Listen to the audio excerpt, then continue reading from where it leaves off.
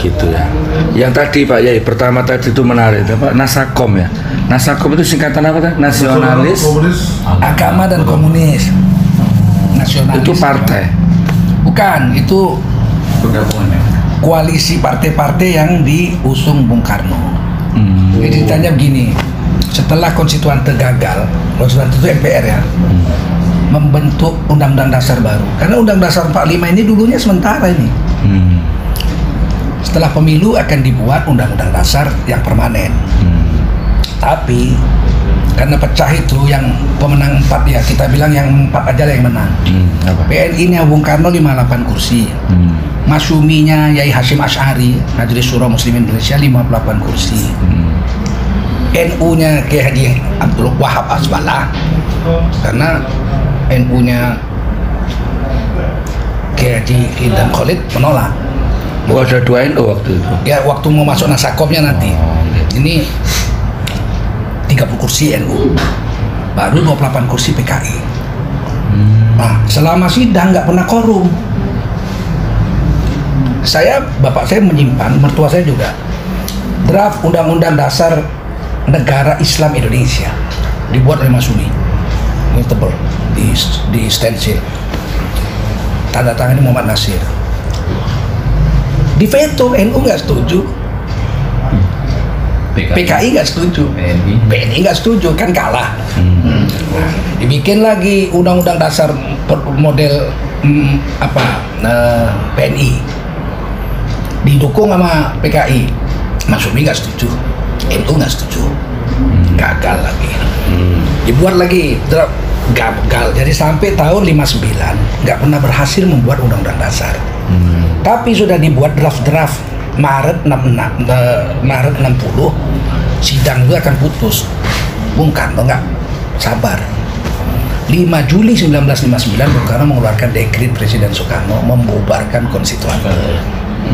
Jadi MPR dibubarkan, Bung Karno jadi presiden sendiri tanpa MPR, tanpa wakil. Karena begitu Bung Karno dulu memasukkan PKI ke dalam kabinetnya Bung Karno menjelang pemilu 55, itu kan DN Aidit sama Nyoto datang ketemu Bung Karno di rumah Bung Karno di Jalan Pegangsaan Timur 56, sekarang Jalan Proklamasi. Itu rumah hadiah dari seorang saudagar Arab namanya Faraj Martak. Faraj Martak itu adik daripada bapaknya Yusuf Martak, 212. Faraj Martak ini lihat Bung Karno ini kan miskin, nggak punya duit, perang di penjara, dibuang sana dibuang sini, dikasihlah rumah itu depan kantor MUI sekarang, Tugu Proklamasi itu. Disitulah DN Aidit datang sama Nyoto sama beberapa anak-anak muda PKI. Waktu itu PKI udah diberangus tahun 48, dihabisi mati semua, sisanya lari, Semaun segala macam lari karena berontak di Madiun Muso. 48 49, 50, 51, 52, 4 tahun kemudian datang Nyoto sama Aidit, ngobrol-ngobrol dengan Bung Karno sampai pagi. Bung Karno tertarik karena si DN Aidit ini kan cerdas ya, orang Bangka Belitung, dulu namanya Sumatera Selatan. Dia baca buku Das Kapital Karl Marx itu. Bung Karno tertarik. Akhirnya mereka meyakinkan Bung Karno, kami akan dukung Bung Karno mati-matian. Diterima sama Bung Karno, masuk kabinet, pemilu 55 dia ikut. Jadi 52, 53 dia persiapan, 54, 55 dia udah nomor 4. Padahal 48 dibasmi habis tuh. Dahsyatnya PKI itu. Cuman bedanya PKI DN Aidit afiliasinya ke RRC. Sedangkan Muso afiliasinya ke Rusia. Muso kan proklamasi Republik Rusia Raya, dipengaruhi oleh Amir Syarifuddin.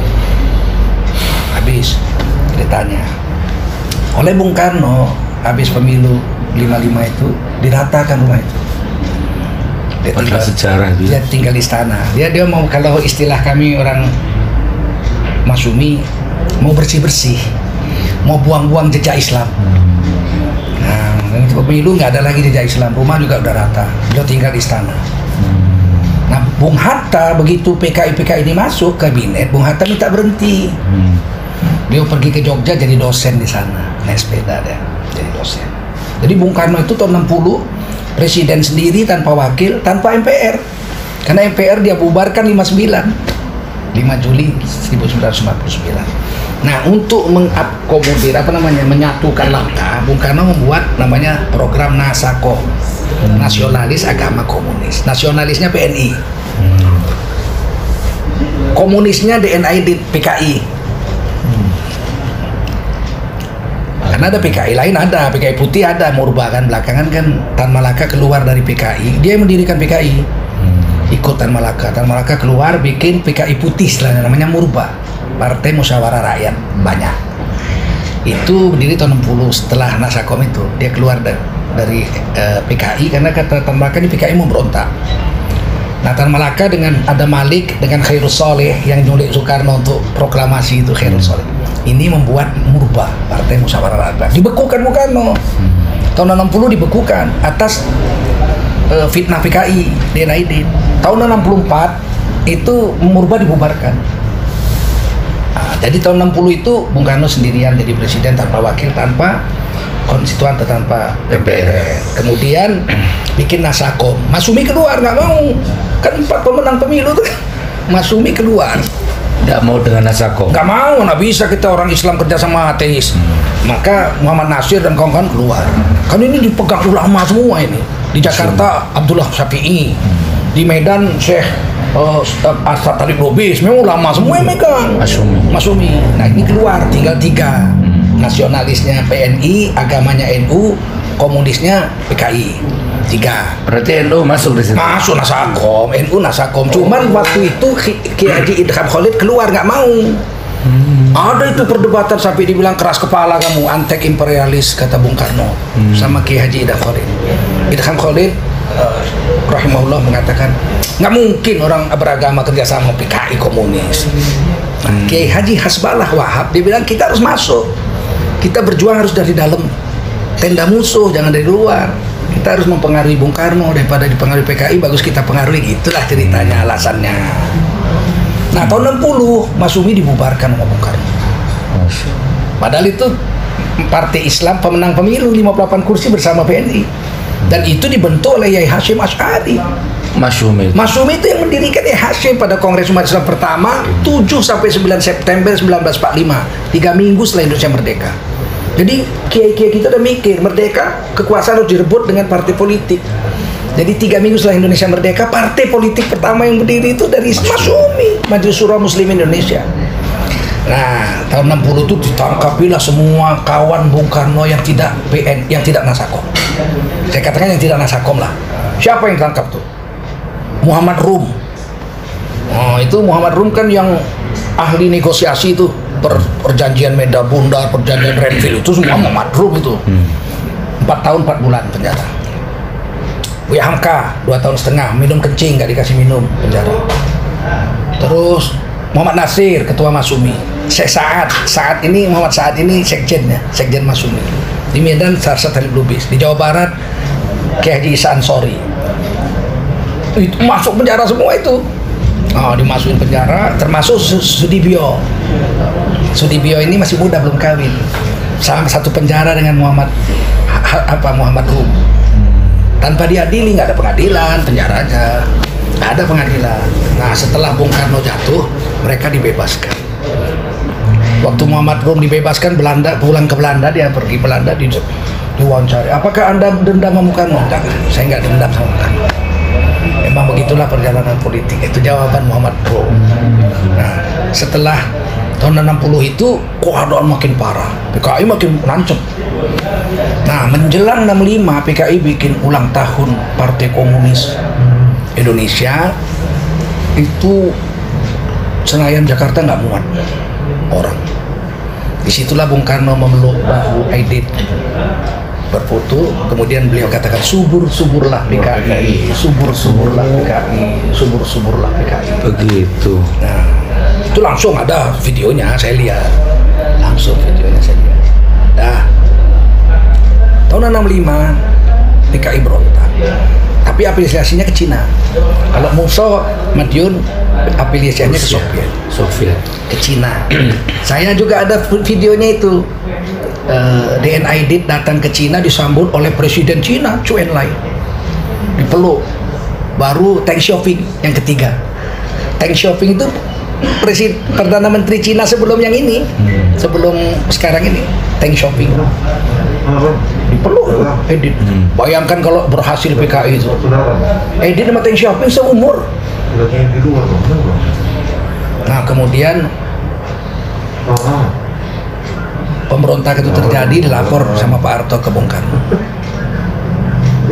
Pak Harto minta, Pak Nasution juga minta bubarkan PKI. Bung Karno nggak mau. Kata Bung Karno, bagaimana membubarkan PKI, masanya 6 juta 6 juta orang, 28 kursi, pemilu 55. Itu yang saya sampai sekarang nggak bisa nyampe otak saya itu. Kenapa Masyumi yang 13 juta lebih, 58 kursi kok dibubarkan gitu? Kok PKI yang cuma 6 juta aja, 28 kursi kok Bung Karno bilang terlalu banyak untuk dibubarkan. Masyumi 2 kali lipat lebih banyak dibubarkan. Itu yang saya sampai sekarang nggak ngerti. Ustaz, kalau Bung Karno itu kan apa dia ya, welcome dengan PKI. Kenapa PKI berontak? Kira-kira Begini, PKI ini sama dengan Syiah.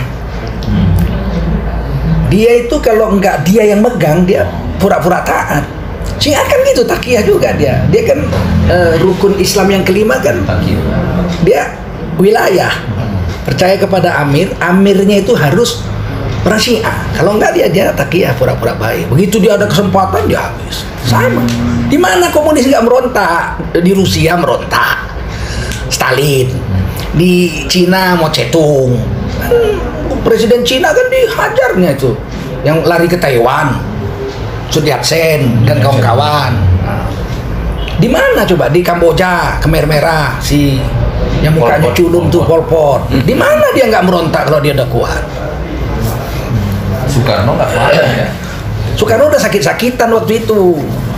Sudah mulai cuci darah. Berarti suburnya PKI ini juga andilnya Pak Karno. Pak Karno memang membesarkan PKI, walaupun beliau tuh nasionalis murni. Dia bukan PKI Bung Karno. Dia sholat, dia jaga, dia sholat, dia jaga. Saya pergi ke pesantren Pak Karno di Prapat, itu ada ruang sholatnya. Beliau memang orang Muslim yang baik lah. Tapi begini ya, pemikiran Bung Karno itu bukan baru tahun 60-an. Tahun 1926 Bung Karno udah nulis di majalah Pemuda. Masih remaja Bung Karno itu, bahwa Indonesia ini kekuatannya itu 3. Kelompok nasionalis, kelompok religius, dan kelompok komunis. Itu ditulis Bung Karno itu. Jadi Bung Karno itu mindset pemikirannya itu nggak bisa Indonesia ini kalau menyingkirkan orang ateis komunis. Karena dia punya andil, dan ternyata 6 juta orang kan, separuhnya Masyumi kan gitu. Jadi memang pemikiran sebelum Bung Karno jadi apa-apa, tahun 26 tuh Bung Karno masih remaja istilahnya ya, anak jago. Udah nulis dia itu pemikiran, dan itu tulisan beliau itu dimuat beliau lagi dalam buku Di Bawah Bendera Revolusi. Ada. Jadi kekuatan Indonesia ini harus ada nasionalis, religius, dan tapi komunis nggak mau. Komunis itu maunya ya komunis. Yang nomor 1 harus dibuang Islam dulu. Nah ketika Masyumi berhasil diratakan habis tahun 60-an itu kan, tahun 65 dia udah merasa kuat. Siapa yang dibunuhnya? NU. Sebab kan masih ada agama nih, nasionalis, agama komunis masih ada nih. NU dihabisi. Makanya korban PKI yang paling besar tuh NU. Sebab Masyumi udah habis, Masyumi tahun 60 udah habis, 65 dia berontak, mesti dihabisi NU ini. Bung Karno sebentar lagi udah sakit, meninggal dia menang. Itu pemikiran Aidit. Cuman dia kalau menurut Kamaruzaman, bos PKI yang masuk penjara di Cipinang, Aidit terburu nafsu. Kalau nunggu setahun lagi aja Bung Karno mati, itu ukurannya selesai. Tapi ternyata Bung Karno kan sakit-sakitan begitu. Aidit, daripada diambil tentara, bagus kita ambil gitu. Karena yang paling menolak PKI itu tentara, yakni Angkatan Darat. Dari tentara yang paling kuat menolak PKI itu Angkatan Darat. Makanya harus dihabisi dulu gitu. Tapi kalau mereka katakan sekarang PKI itu konflik internal Angkatan Darat, bohong. Sebab yang membunuh jenderal-jenderal itu ada Angkatan Laut. Nggak ada Angkatan Laut. Dul Basir itu dari marinir. Ada Angkatan Udara juga. Latihannya di Halim kok. berarti NU kan pernah dihabisi sama 2 kali NU dihabisi PKI. Terus kok sekarang kayak begini? Tapi dari dulu memang mereka itu kan semua harus dikawani.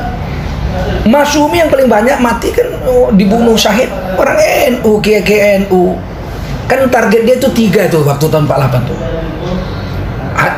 Bobrok kan pesantren bobrok, bunuh agama, sama satu lagi itu 3 itu. Bunuh agama, bunuh kiai dan santri. Hancurkan agama, bunuh kiai dan santri, bobrokkan pesantren. Itu di yel-yel itu di Madiun. Di yel-yel. Nah, jadi situ Bung Karno itu tetap dia kalau dia bubarkan, Bung Karno malu. Pertama dia melanggar tulisan beliau sendiri sejak tahun 26. Kedua beliau melanggar pidato beliau di PBB. Kapitalis dengan komunis tidak pernah bersatu di seluruh dunia. Tapi di meja makan Bung Karno, 3-tiganya makan di meja. Agama, komunis dan nasionalis. Mau nyambut itu kan susah. Makan cakep. Kita ngomong di luar negeri begitu. Tak mungkin, itu Pak Harto bilang sama saya tuh. Bung Karno itu tidak komunis, 100% nasionalis. Cuman konsep berpikir dia itu tidak bisa membuang komunis, harus karena ini komponen bangsa begitu menurut Bung Karno. Dan sudah sempat ngomong di meja makan Bung Karno, komunis nasionalis. Berarti sekarang mengakar sampai ke generasinya, ke anak-anaknya. Nah sekarang ini kan yang dikembangkan kan pemikiran Bung Karno. Seolah-olah ini sekarang penerus-penerus generasi Bung Karno ini kehabisan kehabisan amunisi berpikir tuh hilang. Yang dibongkar-bongkar cuman yang dibuat Bung Karno. Pancasila, Trisila, Ekasilanya gotong royong, ketuhanannya yang berkuda, ini semua pemikiran Bung Karno. Nggak ada terobosan baru, itu nggak ada. Nah, apakah Ibu Mega dan kawan-kawan menganggap tidak ada yang lebih hebat dari pemikiran Bung Karno sehingga mereka menutup pemikiran baru? Wallahu a'lam, itu mereka yang tahu. Tapi saya sebagai orang luar memandang, memang nggak punya potensi baru, itu nggak ada, ya itu aja dibongkar-bongkar yang lama-lama. Manipur Usdek kan itu kan punya Bung Karno. Pemikiran-pemikiran Bung Karno menyatukan agama, nasionalis dan komunis. Makanya ketuhanannya berkebudayaan. Agama kan kita nolak, yang nolak kan kadrun. NU kan nggak nolak. Dulu kan gitu juga, yang nolak itu kan imperialis, antek imperialis Masyumi. NU kan nggak nolak. Jadi tetap ada unsur agamanya udah terpenuhi. Bung Karno itu kan 3 komponen tuh, nasionalis, agama, religius dan komunis. Nah, sekarang kalau pemikiran Bung Karno diangkat, mustahil mereka membasmi komunis.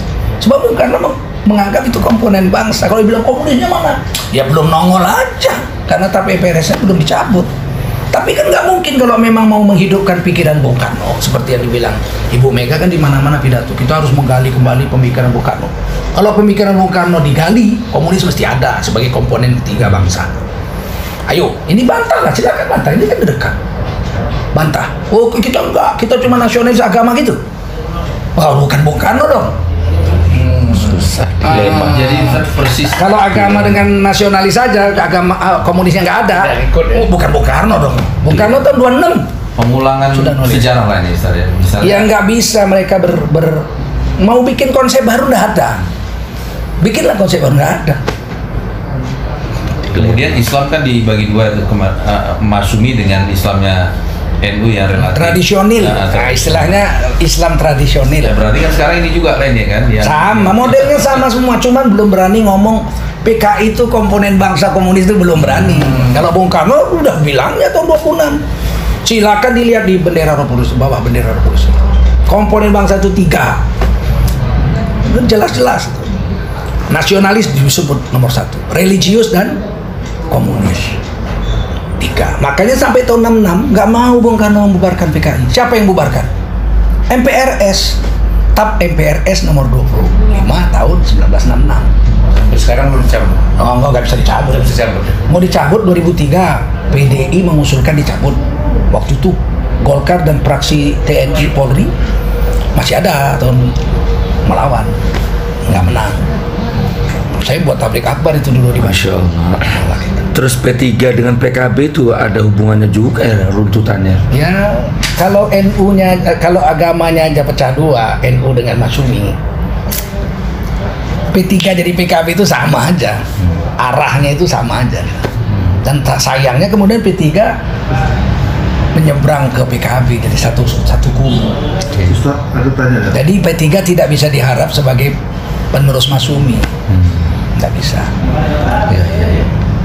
Pak Soeharto kan Pangkostrat pada saat itu, Ustaz. Iya. Kenapa beliau nggak di... Nah, Pangkostrat ini begini, sebetulnya awal-awal Pak Harto udah masuk jadwal, namanya mau dibunuh.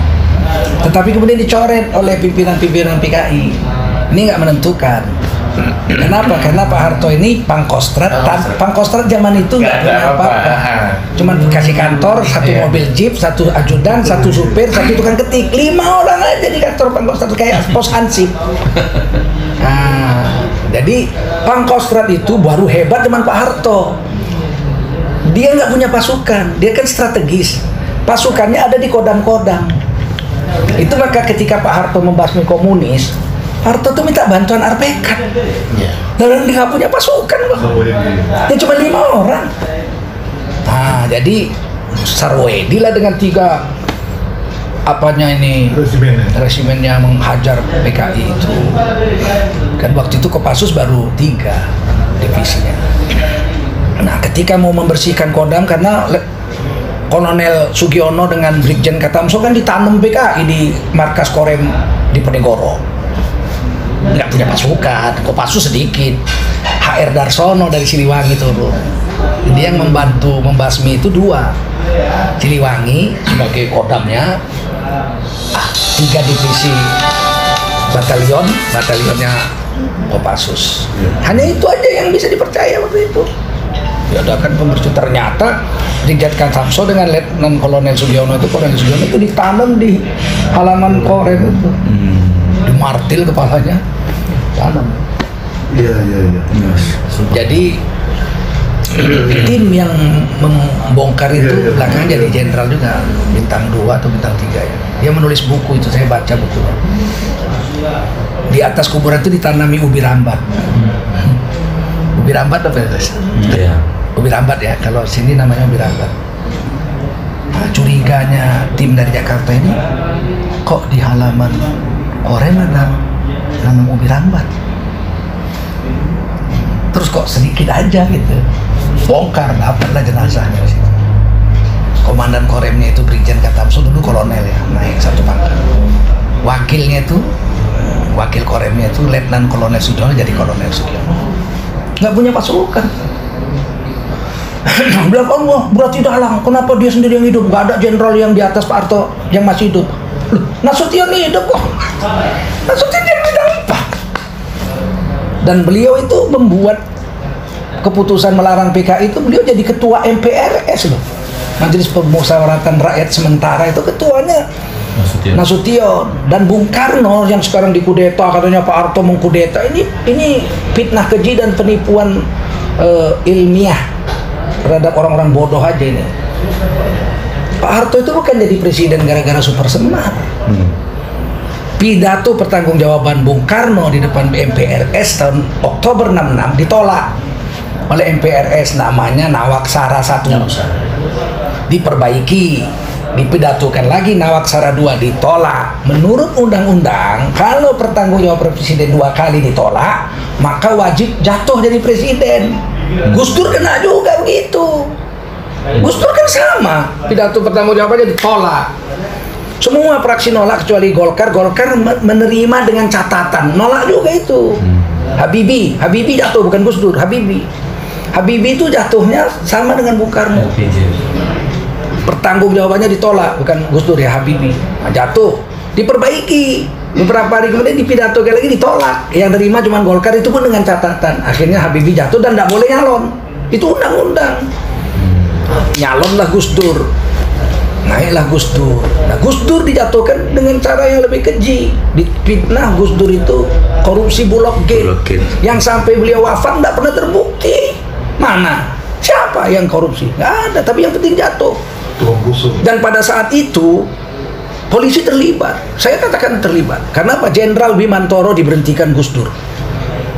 Kemudian Gus Dur mengangkat Jenderal Khairuddin Ismail, ini bekas Kapoltabes Medan tuh. Polisi nggak mau tunduk. Masa diberhentikan Presiden, Kapolri nggak mau. Khairuddin jadi Kapolri yang diangkat tapi nggak dikasih tempat. Akhirnya Bimantoro lah yang mengawal MPR DPR bersidang memberhentikan Gus Dur. Kan polisi yang jaga itu, Banser nggak bisa masuk. Langsung Bimantoro situ, Jenderal polisi. Jadi ini sejarah pahit, memang harus kita bilang pahit. Bantah silakan bantah, jangan Kiki main tangkau gitu. Ini ilmiah, bantah. Sampai sekarang kan Gus Dur nggak terbukti korupsi. Mana beliau korupsi? Berarti Pak Harto jadi presiden karena apa? Pak Harto itu setelah Pak Karno dijatuhkan MPRS kan perlu ada presiden. Jenderal Sution mengangkat Pak Harto. Pak Harto udah diangkat jadi Letnan Jenderal oleh Bung Karno. Jadi kata Pak Harto, saya tidak bersedia jadi presiden dan tidak mempersiapkan diri jadi presiden. Itu ucapan Pak Harto. Kata Jenderal Sution, siapa jadi presiden? Kata Pak Harto, sampean. Sampai bintang 4. Oh. Kata Pak Nasution, saya orang Batak. Oh gitu. Kami sedikit. Nggak mungkin presiden bukan Jawa. Jadi Pak Harto lah. Pak Harto bilang saya nggak mempersiapkan itu. Udah pejabat aja. Jadi Pak Harto tuh pejabat presiden, bukan presiden. Pada MPRS sidang Oktober itu, Bung Karno berhenti karena Nawaksara 1, Nawaksara 2 pidato pertama jawabannya ditolak. Pak Harto diangkat menjadi pejabat presiden Republik Indonesia. Saya masih punya fotonya di rumah bapak saya itu. PJ Presiden Republik Indonesia, pejabat. Pelaksana tugas deh istilahnya. Definitifnya Tahun 67. pemilu. Belum, pemilu 71 nggak ada duit kita. Nah 67 itu putus diplomatik kita dengan Cina. Karena Cina merampok kedutaan besar Republik Indonesia itu dijarah habis yang di Peking.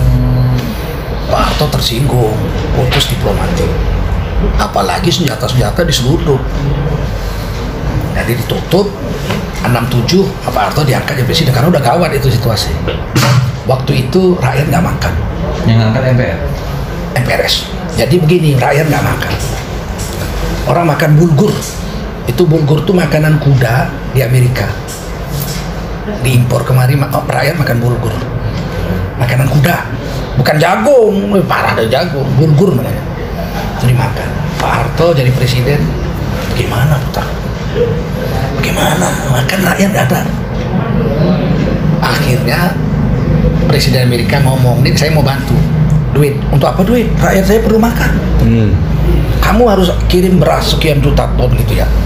Kemana cari beras segitu banyak? Nggak ada. Saya nggak mau tahu, kalau mau bantu kami beras, bukan duit. Itu ceritanya. Jadi Amerika setengah mati lah cari beras. Dapatlah beras Vietnam yang bau tai itu. Saya masih ingat kalau saya udah masak. Saya kan udah masak nasi saya. Bau direndam pandan setengah jam masih bau. Bau maaf bau tai.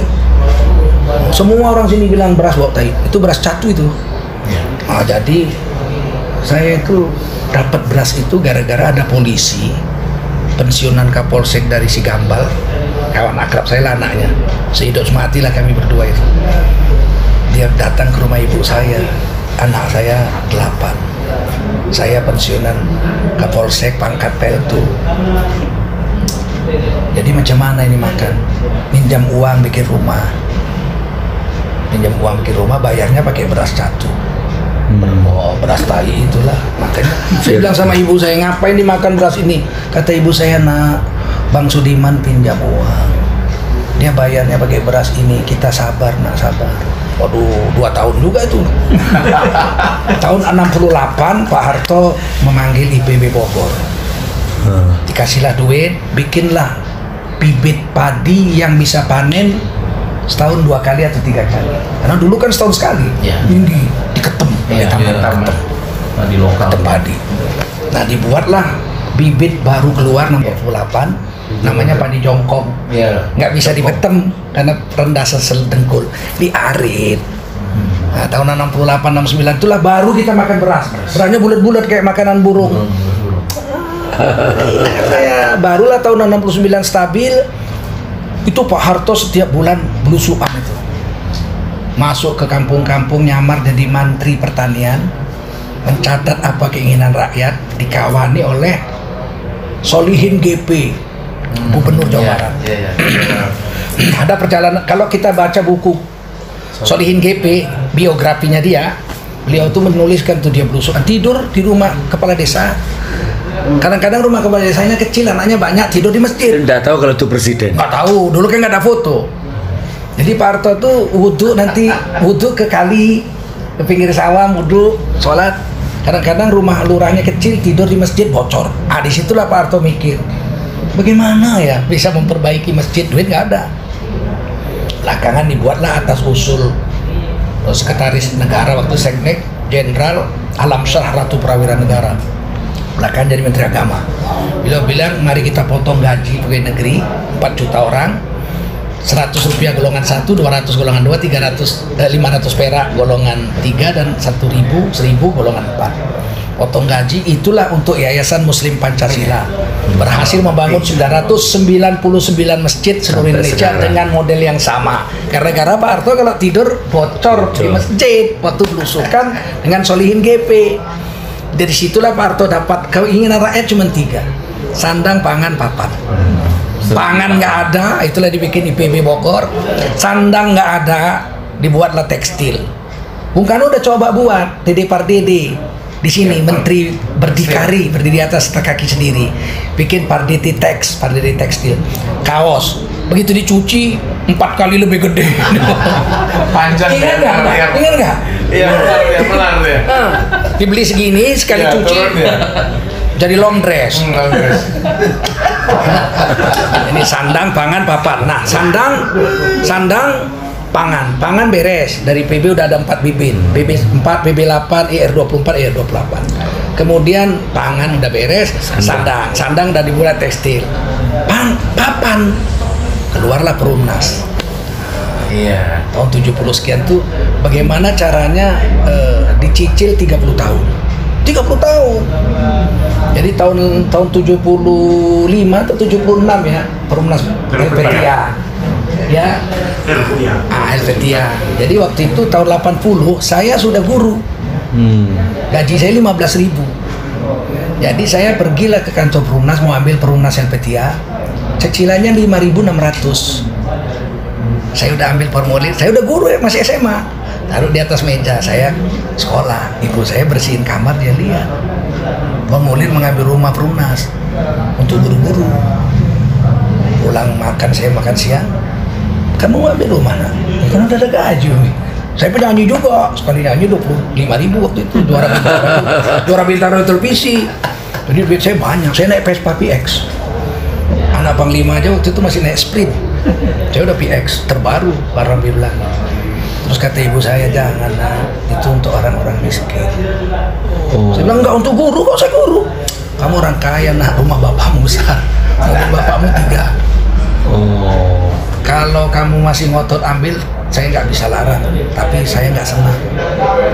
Nanti kamu bakal punya rumah lebih besar dari itu. Sabar aja, kau sekolah aja kuliah. Merumut saya. Orang salah ya dalam hati, tapi saya nggak berani ngelawan ibu, nggak berani. Merumut saya. Masuk kamar saya baca. Besok paginya udah saya robek 4 itu, masuk tong sampah, keranjang sampah. Ibu saya bersihin, tengok udah di keranjang sampah. Makan siang saya dipeluk ibu saya. Jangan kecewa nak, itu untuk jatah guru-guru orang-orang miskin. Perumnas, cicilnya 20 sampai 30 tahun. Nanti kau dapat lebih besar dari itu nak. Ya udah. Nah belakangan itu bayarnya nggak mau lagi orang tiap bulan. Iya harga rokok sebungkus. 15.000. Orang bayar setahun 56.000 dah. 70.000 nggak mau lagi orang nyicil itu. Nah itulah hebatnya Pak Harto. Itu kenapa bisa murah? Kan spare waktunya tuh 20 sampai 30 tahun. Dan itu diamalkan Cina sekarang. Saya ke Cina tahun 2000, mereka itu punya apartemen itu bayarnya 100 yuan aja sebulan. Karena cicilnya sampai 30 tahun. umur apartemen itu dihitung kan 30 tahun kita udah mati gitu, atau anak kita udah bisa jadi tempat kita numpang.